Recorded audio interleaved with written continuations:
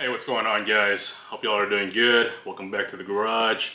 So, the last video I did was about ratchets and tool truck brands and stuff like that, and the differences between how you have many different options of different makes and models of brands in terms of the ratchets, hand tools, and stuff like that. And if you could get away with just using a lower end brand that's not a tool truck brand for hand tools, and whether or not if it would make you a better mechanic or not. Now I want to kind of dive into power tools because we had some discussions on that in the comments as well.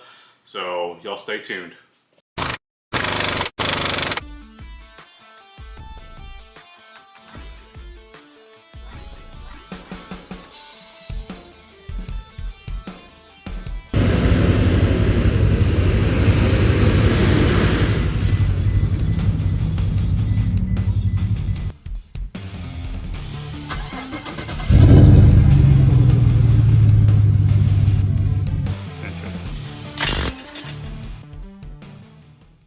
Well, welcome back to the garage, everybody. Appreciate y'all coming back and joining me here. So, like the intro said, we're going to talk about power tools today and how you should invest in them in terms of what your plan and goals are.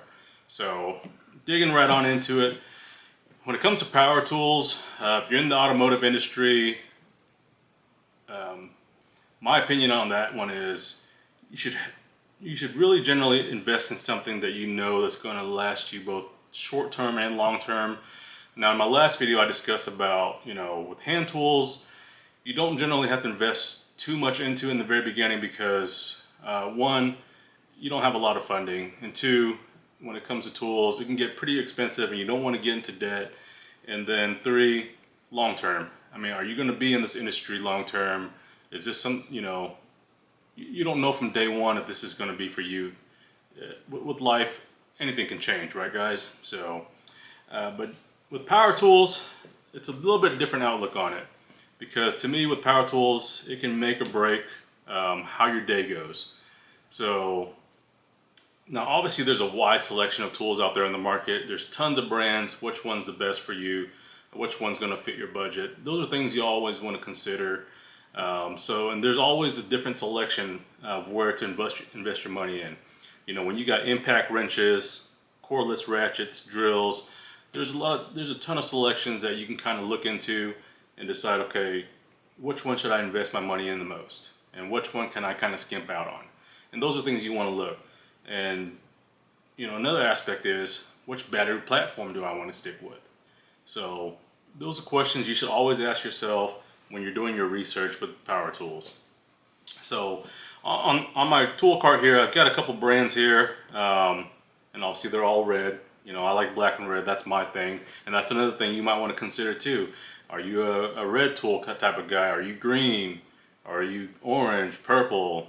There's a whole different line of tools out there, and it gets like selecting a car, So those are things you want to look at as well. So for me, when I look at tools, the main things I always consider is one, obviously budget. That's always going to start out off the bat with everything. Budget, then comfort, performance. You could have a really good performing tool, but if it's not comfortable to you on a daily basis when you're working long term with it throughout the day, hours on end, you're not going to be satisfied with it. So you got to find that medium between all that stuff. So on my tool cart here, my longest running tool brand has been Milwaukee. For me, for the bang for your buck, in terms of comfort, power, Milwaukee has pretty much been the benchmark for me when it comes to power tools, specifically cordless power tools. When you want to get into corded tools and so on, that's a whole different ball game. I'm gonna be upfront. Before, when it comes to corded power tools, I'm a DeWalt guy all day. I mean, they've doing construction in my past.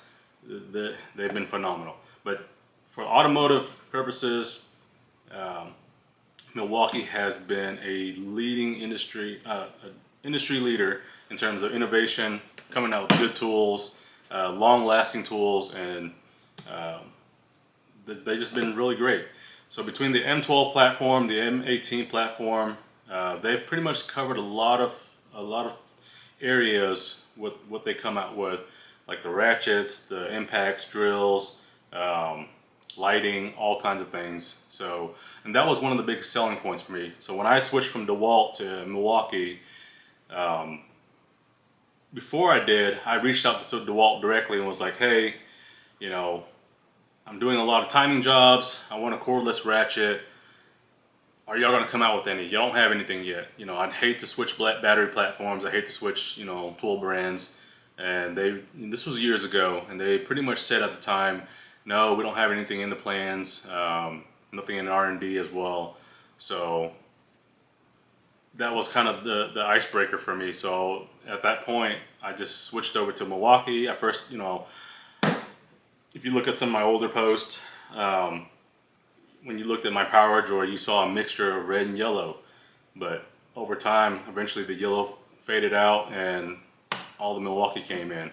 But when I went to Milwaukee and their cordless ratchets in the very beginning, that was an extreme game changer for me. I mean, they, increased the productivity. I was able to turn out jobs faster. So that was a big bonus for me. And then I started going into the impacts. My first major impact was this M18 mid-torque. Same thing. I was using this to press ball joints, bearings, and having a cordless selection was a lot easier too as well, because not only am I working in my garage, if I go do mobile work, I don't have to worry about air, and that's another discussion as well too.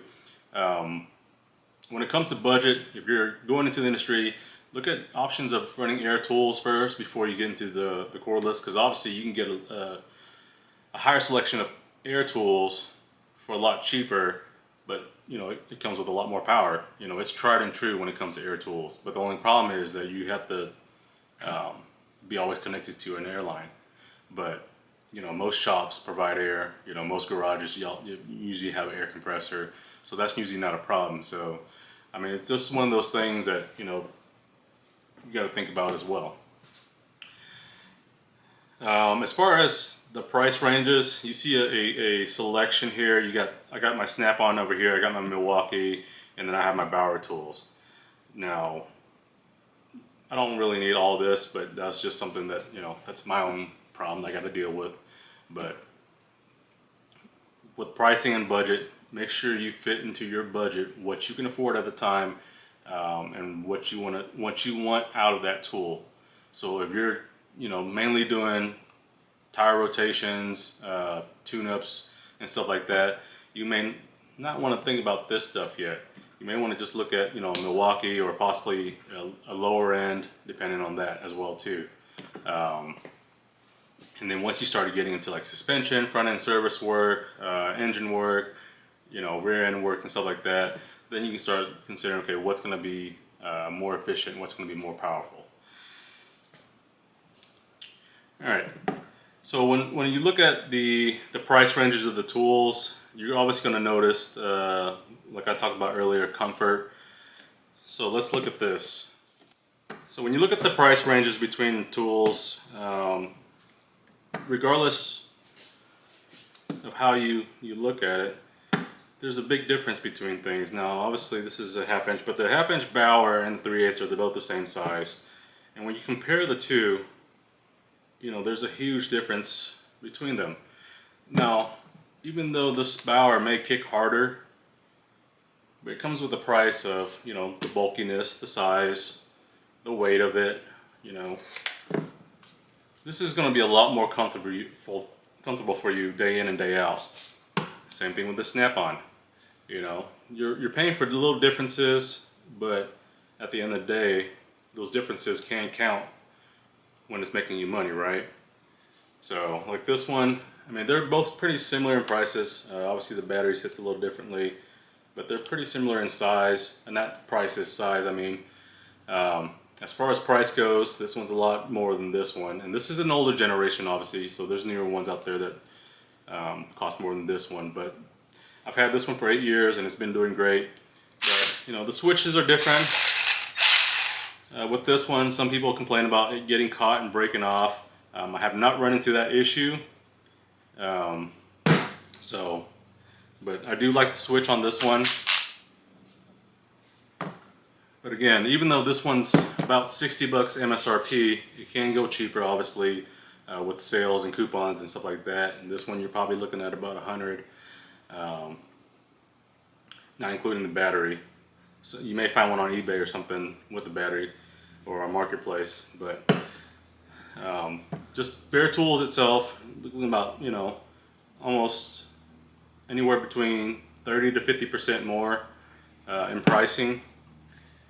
And then this one, you're looking at probably double that. So, I mean, those are things, you know, choosing a tool platform can be a hard decision on which route to go with. But, you know, when it comes to just entry level tools, I mean, these impacts right here from Bauer are great. They have plenty of power, and obviously the bigger the battery pack you put on it, the more power you're going to get out of it. So those are things that you might want to consider as well. But cordless ratchet like this one right here, it only comes with a 20 volt battery. They don't have a 12 volt or 14 volt option for their tools right now. So that is a problem with that. So that's why the tools itself is really bulky. So I imagine the design of the tool itself had to accommodate this bigger battery pack and the amount of power that's going to be putting out of it, as opposed to just a 12 volt or a 14 volt. So I don't want to make this video too long-winded for y'all. My thing is, I just want to make sure that, you know, the guys out there that are looking for power tools and want to invest in power tools, how they should go about it is look at your budget, look at what's available out there. Do you plan on, you know, what do you want to use your tools for? Meaning, what kind of jobs do you intend on doing? If you're just going to pull your tires off to rotate them in your own garage, you may not need a Milwaukee. You can probably get away with this Bauer one. That's, you know, 50 bucks plus a battery. You know, they run those promotions where it's like 80 bucks, $89. You get the charger, battery, and a free tool. So that may be just an option for you. You're just gonna, you know, change out tires or whatever. Or if you're at a lube tech, you know, same thing. If you're just rotating, balancing tires, you may just need that. You may just need, you know, not even a cordless ratchet, because you can get away with hand tools for doing oil changes, transmission fluid changes and stuff like that. But when you start doing front end work and engine work and stuff like that, suspension, you want to speed up your time so that way you can turn out these cars a lot quicker. That's when you want to start investing. Okay, do I want to get a Milwaukee? Do I want to get a snap-on set? How many jobs are you doing a week? Is it going to accommodate the price of a snap-on set, or is it accommodate, or would it be better to go Milwaukee, possibly DeWalt or whatever? And those are things you just kind of want to look at.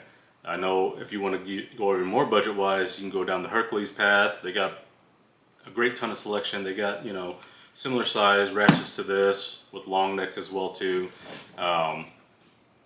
So there's a lot of options out there, guys. But just remember that if you're going to invest in yourself and how well you can perform your job, how quick you can perform it, these are things that you want to invest in more up front as opposed to hand tools. Because this is what makes jobs quicker in the end, right? Because with the ratchet, you can only turn it so fast with your arm, right? But with a ratchet, a cordless tool, it's going to be a lot quicker. So I appreciate y'all watching. I hope y'all have a good weekend. Y'all take care.